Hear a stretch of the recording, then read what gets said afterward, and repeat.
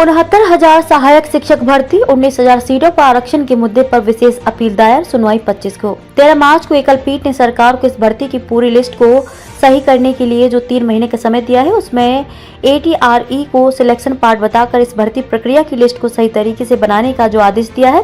प्रदेश में 69,000 शिक्षक भर्ती मामले से जुड़े 19,000 सीटों पर हुए चयन में एकल पीठ के बीते 13 मार्च के फैसले को आरक्षण के मुद्दे पर चुनौती देकर इलाहाबाद हाईकोर्ट की लखनऊ पीठ में विशेष अपील दायर हुई है। इस पर 2 न्यायाधीशों की खंडपीठ के समक्ष 25 अप्रैल को सुनवाई होगी।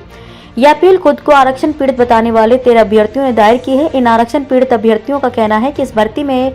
19,000 के आसपास सीटों पर आरक्षण का कथित घोटाला हुआ है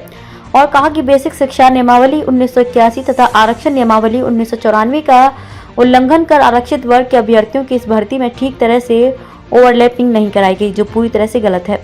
प्रत्येक भर्ती की एक मूल चयन सूची बनाई जाती है, लेकिन इस भर्ती प्रक्रिया में अभ्यर्थियों के गुणांक, कैटेगरी, सब कैटेगरी आदि को छुपाकर जिला आवंटन सूची पर इस भर्ती प्रक्रिया को संपन्न कर दिया गया, जो पूरी तरह से गलत है। राज्य सरकार ने इस भर्ती की मूल चयन सूची आज तक जारी नहीं की, जबकि प्रत्येक भर्ती की एक मूल चयन सूची जारी की जाती है, जिसमें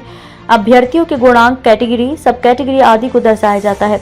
तथा इसे विशेष विभाग की साइट पर अपलोड किया जाता है, लेकिन बेसिक शिक्षा विभाग ने ऐसा नहीं किया। ऐसी स्थिति में सरकार को इस भर्ती की पूरी मूल चयन सूची, सभी वर्गों का आरक्षण दिखाकर एवं नियमावली के नियमानुसार ओवरलैपिंग की प्रक्रिया को दर्शाकर इस भर्ती की मूल चयन सूची जारी करनी चाहिए थी।